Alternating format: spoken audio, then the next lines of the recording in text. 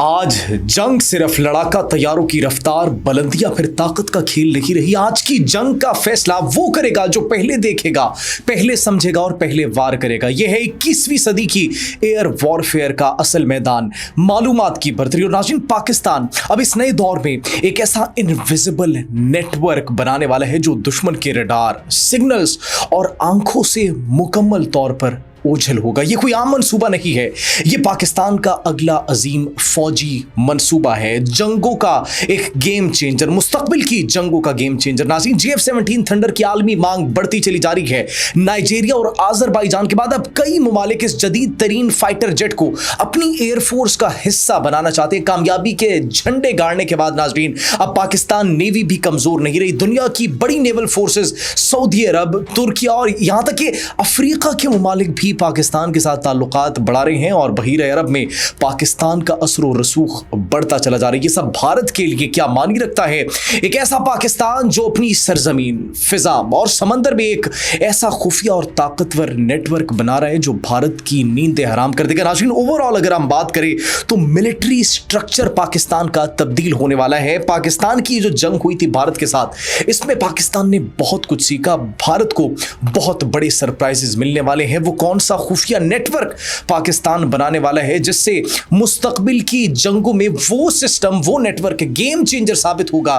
भारतीय मीडिया में आखिर किस प्रोजेक्ट के हवाले से वावेला मचाया जा रहा है, ये सब और बहुत कुछ आपको बताएंगे अपने आज के इस व्लॉग में। आप सब पर सलामती हो, मुझे जवाद यूसुफ कहते हैं। नाज़रीन, सबसे पहले बात करते हैं उस खुफिया नेटवर्क की जिसको इनविजिबल नेटवर्क कहा जा रहा है। मुस्तकबिल की जंगों के अंदर नाज़रीन, अभी एयर कॉम्बैट्स हमने देखे, जिस तरीके से JF-17 थंडर, J-10C लड़ाका तैयारों का इस्तेमाल किया, राफेल तैयारों को हमने निशाना बनाया, उनके जदीद तरीन दिफाई निज़ाम को हमने निशाना बनाया। लेकिन नाज़रीन, अब पाकिस्तान एक इनविजिबल नेटवर्क बनाने वाला है, एक ऐसा इनविजिबल नेटवर्क जो कि पाकिस्तान के फाइटर जेट्स को गायब कर देगा, मुकम्मल तौर पर स्टेल्थ बना देगा।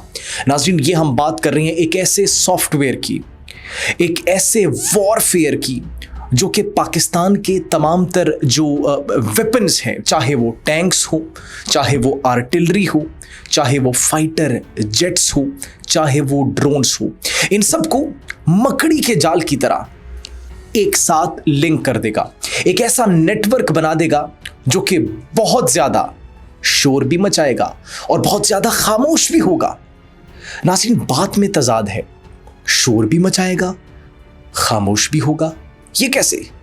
शोर किसके लिए मचाएगा, लाउड किसके लिए होगा? हमारी फोर्सेस के लिए, जो कि दुश्मन के हर कदम से हमें बाखबर रखेगा। खामोश कैसे होगा? खामोश दुश्मन के लिए होगा। जब दुश्मन के इलाके में घुसेगा तो उनके तमाम तर सिस्टम्स इस नेटवर्क को आइडेंटिफाई करने में नाकाम हो जाएंगे। नाज़रीन, ये टैक्टिकल डेटा लिंक्स पर मुश्तमिल एक ऐसा नेटवर्क है जो कि लड़ाका जहाज को, ड्रोन्स को, ज़मीनी यूनिट्स को एक साथ जोड़ देता है। नाज़रीन, ये रडार से गायब कर देता है आपके फाइटर जेट्स को। आपके जितने भी फाइटर जेट्स हैं, लड़ाका तैयारे हैं, वो जब दुश्मन की रेंज में दाखिल होंगे, फ़िज़ाई हुदूद के अंदर दाखिल होंगे, तो उनका एयर डिफेंस सिस्टम आइडेंटिफाई नहीं कर पाएगा। जब आइडेंटिफाई नहीं कर पाएगा तो फिर उसको इंटरसेप्ट कैसे करेगा, आपके ड्रोन को या फिर आपके फाइटर जेट को डाउन कैसे करेगा, जब वो आइडेंटिफाई ही नहीं होगा। नाज़रीन, अब पाकिस्तान ने ऐसी टेक्नोलॉजी पर काम शुरू कर दिया है और पाकिस्तान के पास अब सवाल ये है कि क्या कोई ऐसी टेक्नोलॉजी है जिससे कि इनविजिबल टेक्नोलॉजी बनाई जा सकती है? नाज़रीन, बिल्कुल है। पाकिस्तान के पास NRTC ने बनाई है एक ऐसी डिवाइस जो कि डिफरेंट सिग्नल्स को कैच करती है, डिफरेंट सिग्नल्स को कैच करती है और फिर रेडियो को आपको जो है बदलने की जरूरत नहीं होगी, मुख्तलिफ चैनल्स को बदलने की जरूरत नहीं होगी, बल्कि वो सॉफ्टवेयर जो है वो खुद ही उस चीज को कैच कर लेगा। अब नाज़रीन, इसकी एक मिसाल, आला मिसाल JF-17 थंडर के ब्लॉक 3 में है, लेटेस्ट जनरेशन में। जी हाँ नाज़रीन, ब्लॉक 3 4.5 जनरेशन जो JF-17 थंडर है, इसके अंदर ये सिस्टम इलेक्ट्रॉनिक वॉरफेयर का नस्ब किया गया है, एंटीनाज नस्ब किए गए हैं जो कि जैम करने की सलाहियत रखते हैं। और यही वो तरीका था जिससे हमने राफेल तैयारों को जैम किया और यही वो तरीका था जिससे हमने भारत के तैयारे मार गिराए। और वो बेचारे वो तो कोई टेक्नोलॉजी इंटीग्रेट ही नहीं कर सकते राफेल के अंदर, क्योंकि राफेल बनाने वाली कंपनी जो है फ्रांस की, उन्होंने अपना सोर्स कोड देने से इनकार कर दिया था। अब फ्रांस की टेक्नोलॉजी के अलावा कोई भी दूसरी टेक्नोलॉजी, कोई भी दूसरा मिसाइल राफेल तैयारों के अंदर इंटीग्रेट ही नहीं हो सकता, आप उसके साथ लिंक ही नहीं कर सकते। दैट्स द रीजन पाकिस्तान के पास जो JF-17 थंडर थे वो चाइना और पाकिस्तान की शराकतदारी से बने थे, और उसके अंदर चीनी टेक्नोलॉजी, चीनी इलेक्ट्रॉनिक वॉरफेयर इस्तेमाल हो रहा था। लेकिन अब पाकिस्तान जो है चाइना से J-35 भी लेने वाला है, KJ-500 air warning and control system भी लेने वाला है। किसी न किसी हद तक ये खबरें ज़ेरे गर्दिश है, और ये कहा जा रहा है दिफाई माहिरीन की जानिब से, तज्जियाकारों की जानिब से, कि पाकिस्तान चीनी टेक्नोलॉजी पर इन्हिसार कर रहा है। लेकिन ये टेक्नोलॉजी का तबादला भी है, और पाकिस्तान खुद कफील भी बन सकता है इस टेक्नोलॉजी में। जिस तरीके से पाकिस्तान ने फाइटर जेट्स के अंदर इस इनविजिबल टेक्नोलॉजी को इंटीग्रेट करना शुरू कर दिया, तो नो डाउट वो दिन बहुत करीब है कि पाकिस्तानी एयरफोर्स दुनिया की टॉप एयरफोर्स होगी। तारीफें तो हर कोई कर रहा है, तारीफों के साथ साथ नाज़रीन बैनुल-अक़वामी मीडिया पर रिपोर्ट्स शाये की जा रही हैं। हमारे JF-17 थंडर, हमारा C-130, हमारे फाइटर पायलट्स जो हैं वो खबरों की जीनत बन चुके हैं, खबरों की सुर्खियां बन चुके हैं। लेकिन पाकिस्तान और भारत की ये जो जंग हुई है, इसके बाद पाकिस्तानी मिलिट्री का ओवरऑल स्ट्रक्चर हमें तब्दील होता हुआ दिखाई दे रहा है, क्योंकि इस जंग से हमने बहुत सबक सीखा है। चीन के साथ ये टेक्नोलॉजी का जो तबादला होगा, इसके साथ पाकिस्तान जब अपनी टेक्नोलॉजी पर काम करेगा तो फिर खुद कफील हो जाएगा, जो कि भारत के लिए इंतहाई खतरनाक साबित होगा, क्योंकि भारत के पास ऐसा कोई हथियार, ऐसा कोई वेपन नहीं है जो कि राफेल तैयारों के अंदर, रूसी तैयारों के अंदर, या फिर अगर अमेरिका से भी फाइटर जेट्स लेते हैं तो उसके अंदर इंटीग्रेट कर सके, उसके साथ लिंक कर सके। पाकिस्तान ने इस टेक्नोलॉजी पर जो है काम शुरू कर दिया, एक ऐसी टेक्नोलॉजी जो कि नाज़रीन जंगों का नक्शा तब्दील कर देगी, पाकिस्तान को बरतरी देगी। नाज़रीन सिर्फ यही नहीं बल्कि अहम विजिट्स भी हुए हैं। लीबिया के कमांडर का एक अहम विजिट हुए, लीबिया के चीफ ऑफ स्टाफ जो हैं उन्होंने विजिट किया पाकिस्तान का, और एयरफोर्स के साथ मुआहिदा भी किया है। अब नाज़रीन सिर्फ यही नहीं बल्कि सऊदी रॉयल नेवल फोर्सेस के चीफ ऑफ नेवल स्टाफ जो हैं वाइस एडमिरल मोहम्मद बिन अब्दुर्रहमान, उन्होंने भी एक मुआहिदा किया है, बातचीत किया पाकिस्तान के साथ। और नाज़रीन ये जो पाकिस्तान का असर व रसूख है वो दिन ब दिन हमें बढ़ता हुआ दिखाई दे रहा है। वो किस तरीके से, वो इस तरीके से नाज़रीन के 2 अरब ममालिक अब पाकिस्तान पहुंच चुके हैं।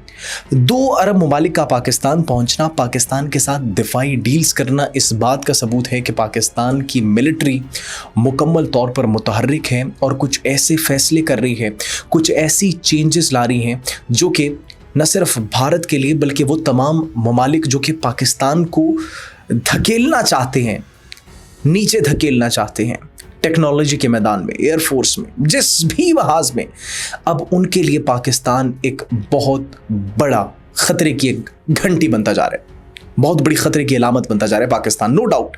क्योंकि पाकिस्तान के सबसे पहले जो लीबिया के मशरक़ी फ़ौज के चीफ ऑफ डिफेंस स्टाफ जो हैं, एयरफोर्स के साथ मुआहिदा और फिर JF-17 थंडर ख़रीदने की ख्वाहिश का इजहार भी किया नाज़रीन उन्होंने।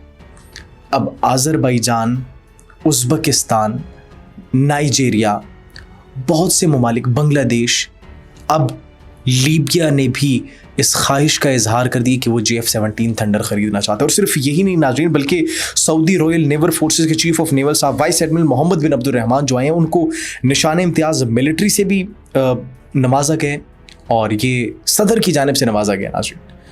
तो पाकिस्तान का असर और रसूख बहीरे अरब में भी बढ़ता चला जा रहा है, क्योंकि नेवल फोर्सेस के साथ भी काफ़ी मामलात उनके तय पाए हैं। दोनों फ़ौजों के दरमियान मुश्तरका ताउन को फ़रोग़ देने पर, बाहमी दिलचस्पी की उमूर पर और मुख्तलिफ दिफाई मुआहिदों को आगे लेकर जाने पर, बढ़ाने पर, टेक्नोलॉजी के ट्रांसफ़र पर बातचीत हुई है। एक जानिब ये तमाम तर चीज़ें हो रही हैं। अगर ये पाकिस्तान इसमें कामयाब हो गया, जो कि काफ़ी हद तक कामयाब होता हुआ दिखाई दे रहा है, क्योंकि हमारे पास ऐसी टेक्नोलॉजी, हमने आपको बताया JF-17 थंडर ब्लॉक 3 में ऑलरेडी मौजूद है, तो नाज़रीन फिर भारत भूल जाए। भारत तो F-35 ले ले, सुखोई 57 ले ले, जो मर्जी जंगी तैयार ले ले, नाज़रीन भारत नहीं बचता। भारत पाकिस्तान के ऊपर मैली आंख से नहीं देख सकता, और पाकिस्तान का पानी जो बंद करने की धमकियां दी थी, अब चीन ने जो नया डैम का प्रोजेक्ट स्टार्ट किए 167 बिलियन डॉलर का, जिससे ब्रह्मपुत्र मुतासिर होगा। 40% हाइड्रो इलेक्ट्रिक पावर जो पूरी स्टेट को वो ब्रह्मपुत्र देता है, वो जब मुतासिर होगा, 30% पीपल जो कि साफ पानी के लिए रिलाई करते हैं ब्रह्मपुत्र पर, जब उनकी क्रॉप्स की कल्टीवेशन नहीं होगी, जब वहां पर इलेक्ट्रिसिटी की प्रोडक्शन बंद हो जाएगी, अब शायद उन्हें अंदाजा हो रहा है कि वो जो हमें पानी बंद करने की धमकियां दे रहे थे, अब वो क्या करेंगे, क्योंकि प्रोजेक्ट का आगाज तो चीन ने बाकायदा तौर पर कर दिया है। भारत हर तरफ से घिरता चला जा रहा है, भारत के ऊपर दबाव भी बढ़ता चला जा रहा है। पाकिस्तान मुकम्मल तौर पर रेडी है, चाइना मुकम्मल तौर पर रेडी है, बांग्लादेश के साथ हमारे ताल्लुकात और मामला दिन ब दिन बेहतर होते चले जा रहे हैं। भारत ने अगर कोई मिस एडवेंचर करने की कोशिश की तो नो डाउट पाकिस्तान मुतहर्रिक है, चीन मुतहर्रिक है, बांग्लादेश भी मुतहर्रिक हो जाएगा और भारत को छुपने की जगह नहीं मिलेगी। आप इस बारे में क्या सोचते हैं? कमेंट सेक्शन में अपनी कीमती राय से ज़रूर आगाह कीजिएगा। अपना बहुत ख्याल रखिए। अल्लाह निगहबान।